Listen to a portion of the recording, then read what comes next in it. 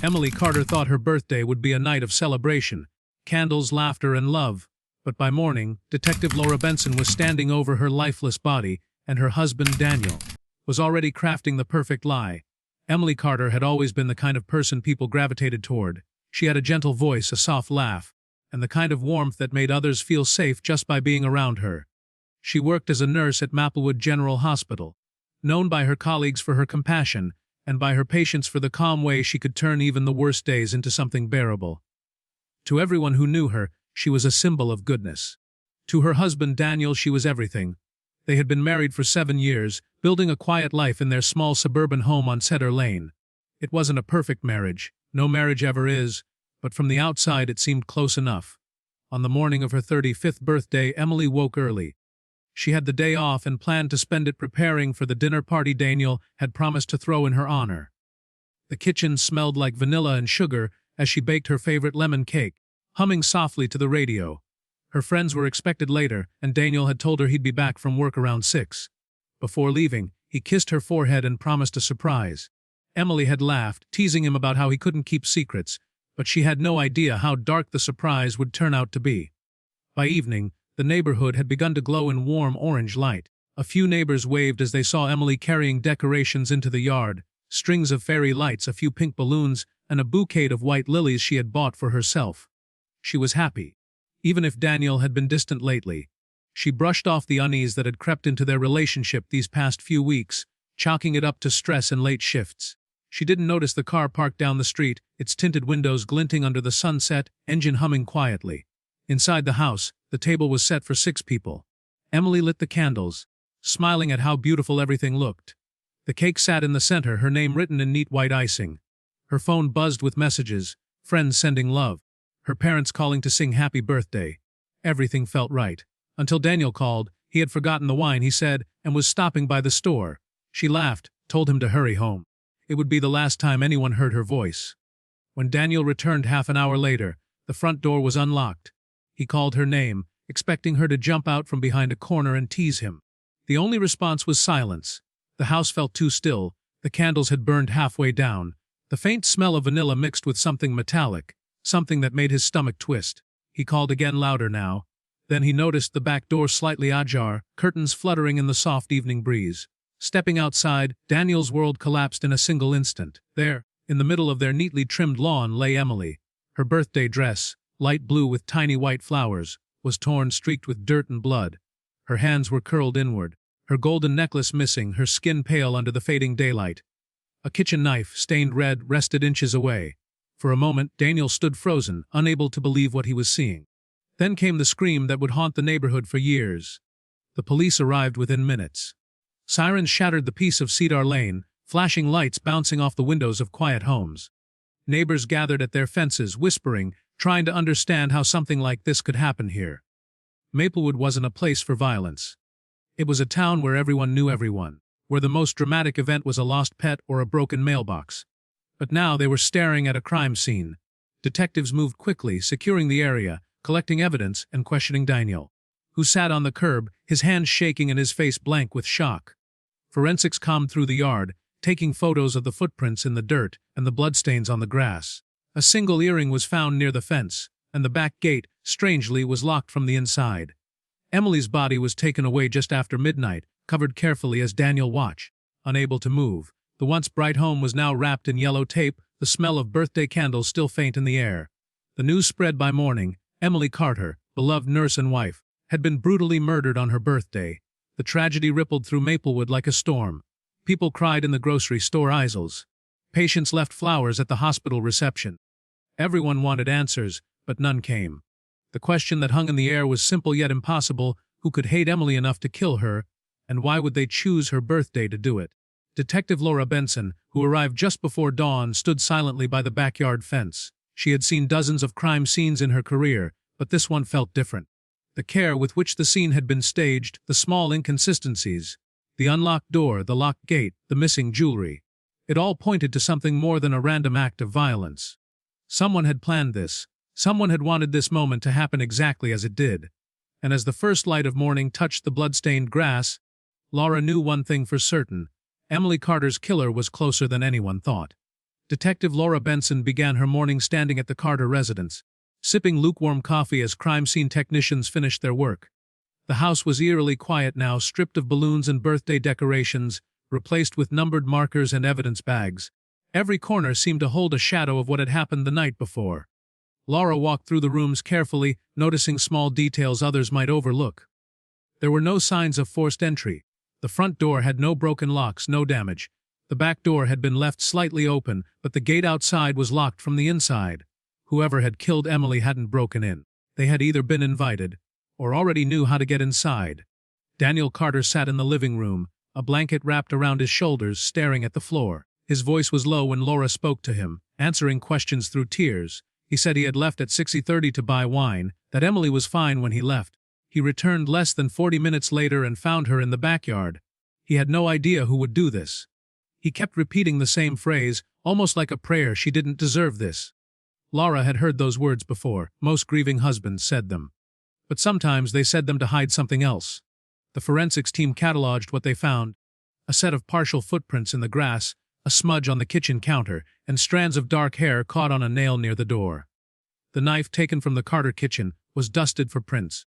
No usable fingerprints appeared, wiped clean. The missing jewelry immediately caught Laura's attention. Emily's wedding ring was still on her finger, but her gold necklace and bracelet were gone. A robbery, perhaps. But why take only a few items and leave behind her phone, wallet, and the rest of the valuables in plain sight? Neighbors were interviewed one by one.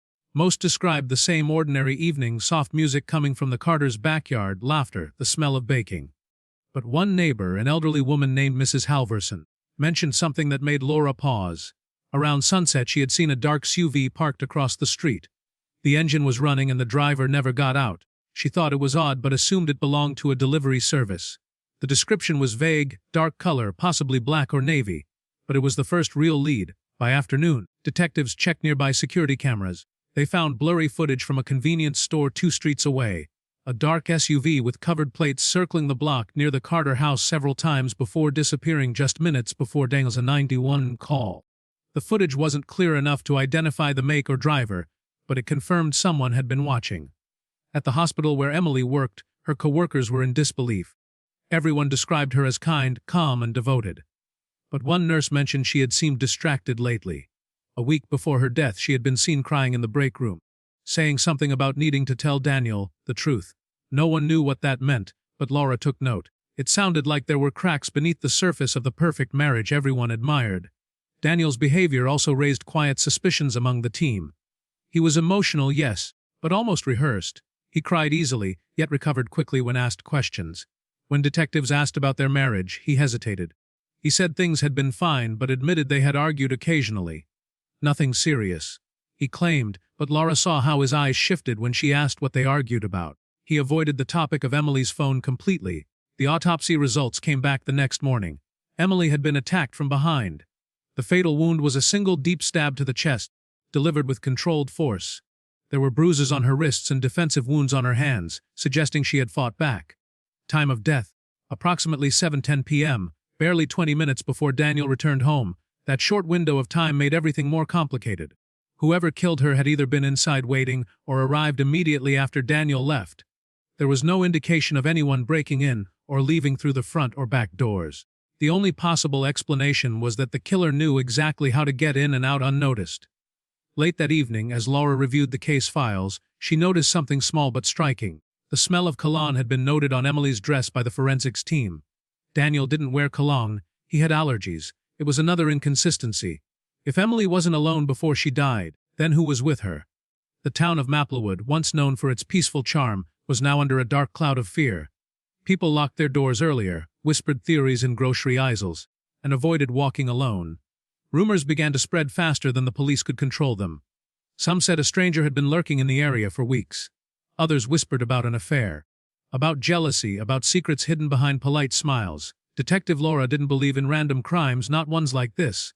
The missing jewelry, the wiped weapon, the precise timing, all of it felt calculated. Someone had planned this, waited for the perfect moment, and executed it with precision. And as she stared at Emily's smiling photograph on the evidence board, Laura made herself a promise: she would find the person who'd turned a birthday celebration into a night of horror. What she didn't know yet was that the truth was already woven into the small details they had collected.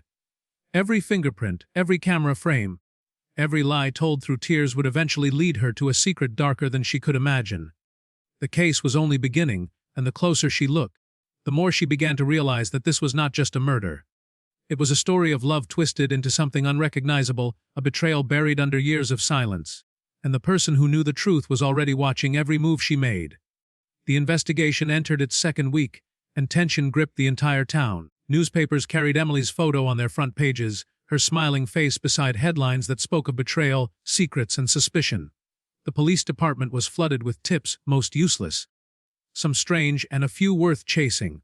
Detective Laura Benson focused on one thing that bothered her from the beginning: the message Emily had received before her death. The tech team had retrieved fragments from her phone's deleted data. Most were routine messages between friends and coworkers, but one stood out, a text from a contact saved only as E. It read, "If you don't tell him, I will." The timestamp was the night before Emily died. The number belonged to Eric Nolan, a paramedic at the same hospital where Emily worked. He was 38, recently divorced, and according to hospital staff, often seen laughing and talking with Emily. At first, no one thought much of it. They worked long shifts together and had known each other for years. But when detectives checked Eric's records, inconsistencies appeared. He had told the hospital he was out of town the night of the murder, visiting his parents. Yet his phone data showed his location less than 2 miles from the Carter home at the time of Emily's death. Detective Laura decided to visit him. Eric lived alone in a modest apartment above a mechanic's shop. He opened the door looking nervous, his hands trembling slightly. His answers came too fast, too polished. He admitted knowing Emily well but denied anything romantic. He said she had been confiding in him about her marriage, describing Daniel as distant and short-tempered lately. When Laura mentioned the text message, Eric hesitated, then claimed he was only advising her to be honest with her husband about personal issues. But his expression betrayed him. The lie was thin, and Laura could see right through it. A search warrant was issued 2 days later. Inside Eric's apartment, police found something chilling, a small velvet box hidden in a drawer. Inside it was a gold necklace, identical to the one Daniel said Emily had been wearing on her birthday and reported missing after the murder. The back of the pendant had an engraving "Forever E. Folie." It was clear this was no coincidence. Forensics confirmed the piece belonged to Emily. When confronted with the evidence, Eric said it had been a gift, a keepsake of friendship, but the engraving spoke of intimacy, not friendship. Detective Laura began to reconstruct the puzzle. Emily was planning to reveal her affair to her husband, most likely on her birthday. The message from Eric, the timing of the murder, and his presence near her home all pointed toward a crime of passion. It made sense, except for one detail. The fingerprints on the knife didn't match Eric or Daniel or anyone in the family. They belonged to a woman. The fingerprint analysis identified the woman as Sophie Lane, Emily's lifelong friend. Sophie and Emily had grown up together, gone to the same schools, and remained close into adulthood. She had been at the house earlier that day helping decorate for the party. She even posted a photo of the balloons on social media just hours before Emily's death. When Laura learned this, she felt the investigation turning in an unexpected direction. Sophie was brought in for questioning. She appeared calm, cooperative, even heartbroken. She told detectives she had left Emily's house around 5:30, long before the murder. She said she had no idea why her fingerprints would be on the knife. She admitted knowing Eric as a friend through Emily, but denied any romantic involvement or jealousy. She said Emily and Eric were too close, and she had warned her friend it would end badly. When pressed further, her composure cracked slightly. She grew defensive when asked about her finances, especially after detectives discovered recent large cash withdrawals from her bank account. Laura left the interview unsettled. Sophie's calmness felt unnatural. Either she was completely innocent or she was hiding something. The team searched her home, but nothing obvious was found. No blood traces, no stolen jewelry, nothing connecting her directly to the scene except the fingerprint. Yet the connection was undeniable. Meanwhile, public attention turned brutal. Social media exploded with rumors. Some believed Daniel had hired someone to kill his wife out of revenge. Others claimed Sophie and Eric had conspired together. For the first time, Maplewood's small police department struggled to contain the chaos. Reporters camped outside the station, and strangers sent anonymous tips, each more bizarre than the last. But Laura kept returning to the evidence board in her office. 3 people were tangled in Emily's death: her husband, her secret lover, and her best friend. One of them, or maybe all of them, had a reason to want her gone. The question was who had the opportunity and the will to go through with it. Then, just as things began to settle into confusion, Another clue surfaced. A neighbor's doorbell camera, previously overlooked because of low resolution, showed a faint figure walking past the Carter house shortly before the time of death. The outline appeared to be a woman wearing a light coat and carrying a bag. The timestamp matched perfectly with the moment Daniel was away buying wine. When Laura compared the footage to photos of Sophie Lane, the similarities were undeniable: the height, the build, the hairstyle. It wasn't enough to arrest her, but it was enough to make her the primary suspect. Still, Laura couldn't shake a growing sense that something wasn't right. The story was too neat, the clues too perfectly arranged. It felt almost deliberate, as if someone had placed each piece carefully, knowing exactly how investigators would follow them. Someone was orchestrating the story of Emily Carter's murder, turning friends into suspects and love into motive. And Laura was beginning to suspect that the real killer might be hiding behind the chaos, watching, waiting, and smiling quietly at how well their plan was working. Detective Laura Benson had learned to trust her instincts, and something about this case felt off. On the surface, it seemed solved. Emily Carter had been cheating on her husband with Eric Nolan, and her best friend Sophie Lane had become entangled in the fallout. The evidence appeared to point to Sophie. Her fingerprints on the knife, her mysterious cash withdrawals, and the doorbell footage placing her near the house at the exact time of the murder. It was a convincing picture, but it felt too clean. Murders, especially ones born of emotion, were rarely this tidy. Sophie Lane was officially charged with suspicion of murder. The news sent shockwaves through Maplewood. People who had once pitied Sophie now whispered behind her back. Reporters crowded her driveway, snapping photos as police escorted her away in handcuffs. She maintained her innocence, repeating that she had never hurt Emily, that she had loved her like a sister. To the public, it sounded like the usual denial, but to Laura it felt more like desperation. During questioning, Sophie claimed that on the night of Emily's death, she had been at home watching television alone. No one could verify her alibi. But when pressed about her connection to Eric Nolan, her answers wavered. She admitted meeting him twice outside of work, once at a cafe, another time in a parking lot. She said both meetings were about Emily, that she was trying to convince him to stay away and save Emily's marriage. Yet when detectives showed her photos from one of those meetings, captured by a traffic camera, Sophie's expression changed completely. The image showed her handing Eric an envelope. When asked about it, she said it contained money Emily owed him. But the story didn't add up.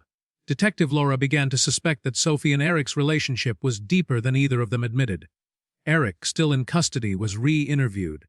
Faced with evidence of his contact with Sophie, he broke down. He confessed that he and Emily had been romantically involved for months, but claimed he hadn't killed her. He said Sophie had found out about their affair and had confronted him in anger, demanding money to keep the secret from Daniel. Eric swore he had no part in Emily's death. Instead, he said Sophie had been the one obsessed, following him, threatening Emily, and losing control when she realized he would never choose her. The confession painted Sophie as a jealous friend turned murderer. It made sense to everyone except Laura. There was something rehearsed about Eric's statement, something too smooth. He spoke like a man repeating lines he'd practiced. When asked how he knew Sophie was at Emily's house that night, he hesitated. He said Emily had told him earlier that day that Sophie was coming over, but no phone records supported that claim. Still, the district attorney moved quickly to build a case. Motive, opportunity, and evidence. Sophie fit the pattern perfectly.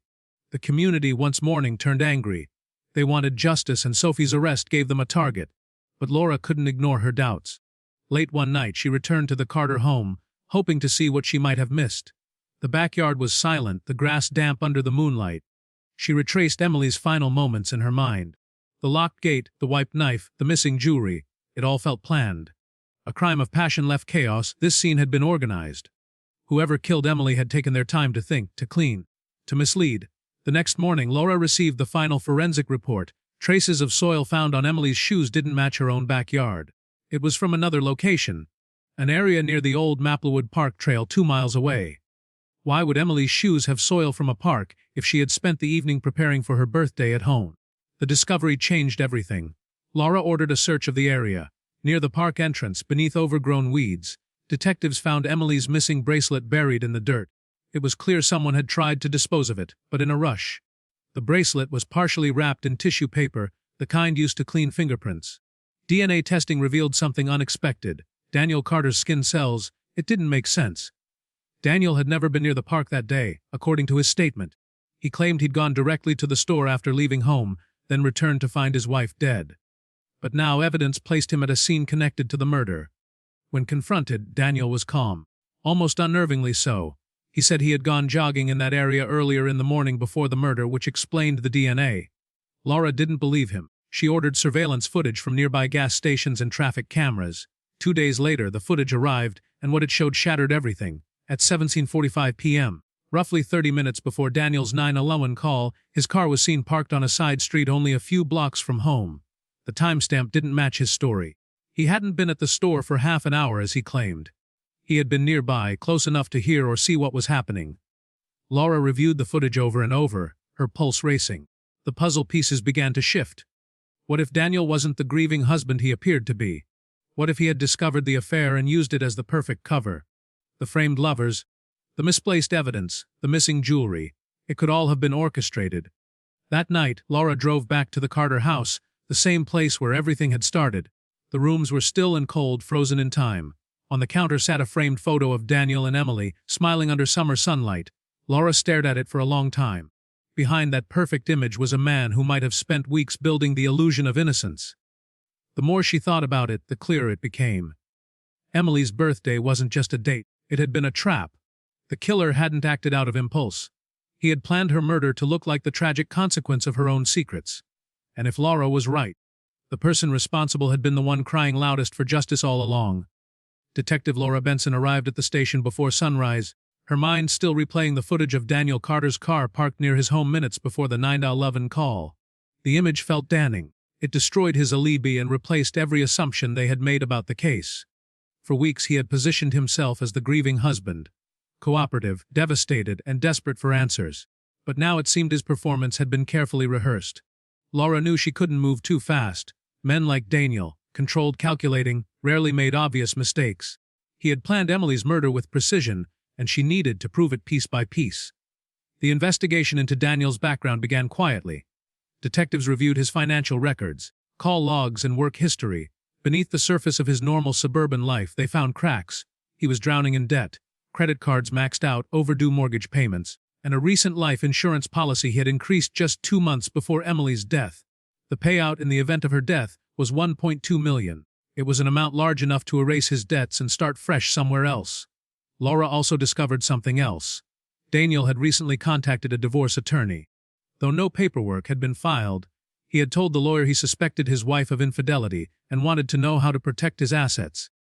It was clear he had known about Emily's affair before her murder, and now the story began to take shape. He hadn't just been a victim of betrayal, he had turned it into an opportunity. The next breakthrough came from digital forensics. Investigators recovered deleted data from Daniel's phone that showed a search history filled with disturbing patterns. In the weeks before Emily's death, he had searched for topics like how to make murder look like a robbery and how long does DNA stay on a knife. He had also looked up information about Sophie Lane, her address, her social media accounts, and even her favorite perfume. The realization hit Laura hard. Daniel hadn't just framed his wife's lover. He had deliberately chosen her best friend as the perfect scapegoat. Everything began to fall into place. Daniel had known about Emily's affair with Eric. He also knew Sophie disapproved and had confronted them, so he used that tension to his advantage. He took a knife from Sophie's kitchen days before the murder, when he visited under the pretense of discussing Emily's birthday. He wiped it clean, planted traces of her fingerprints, and used it as the weapon. When Emily was dead, he staged the scene, tearing her dress, taking her jewelry, and scattering subtle clues to point suspicion toward both Sophie and Eric. Then he called 911, playing the role of the heartbroken husband. But even the best laid plans unravel with time. Daniel's arrogance had left small cracks. The soil on Emily's shoes, the bracelet buried at the park, the surveillance footage showing his car nearby. Laura was sure now that he had been the mastermind behind everything. What remained was finding the hard evidence that would hold up in court.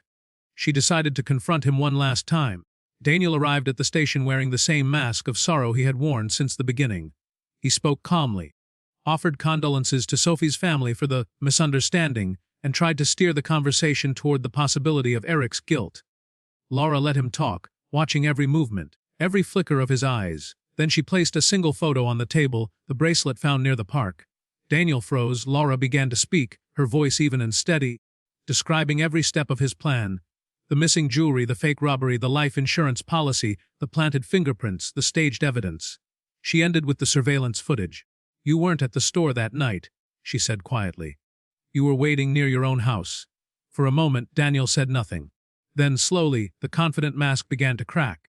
His breathing quickened and the silence stretched. Finally, he whispered, "You can't prove it." But his eyes gave him away. It was enough. A warrant was issued within hours. Police searched his car and found traces of blood on the underside of the trunk lining. DNA confirmed it belonged to Emily. The final piece of the puzzle had been hiding in plain sight. The husband who had claimed to love her had been the one who ended her life. When the truth came out, the town of Maplewood was shaken to its core. The man everyone pitied became the villain they would never forget. Sophie and Eric were released, though their lives were left in ruins. Sophie moved away quietly, unable to bear the whispers, while Eric resigned from the hospital and disappeared from public life. Daniel Carter's trial was swift. The prosecution painted a picture of a man consumed by pride and greed. He had discovered his wife's affair, pretended forgiveness, and used her birthday as the perfect moment to exact revenge. His motive was a mix of humiliation, money, and control. The jury took only a few hours to reach a verdict guilty of first-degree murder. He was sentenced to life in prison without parole. On the anniversary of Emily's death, her former co-workers placed a bouquet of white lilies at the hospital entrance, the same flowers she had arranged on the table before she died. The house on Cedar Lane was sold soon after, its new owners unaware of the tragedy it had witnessed.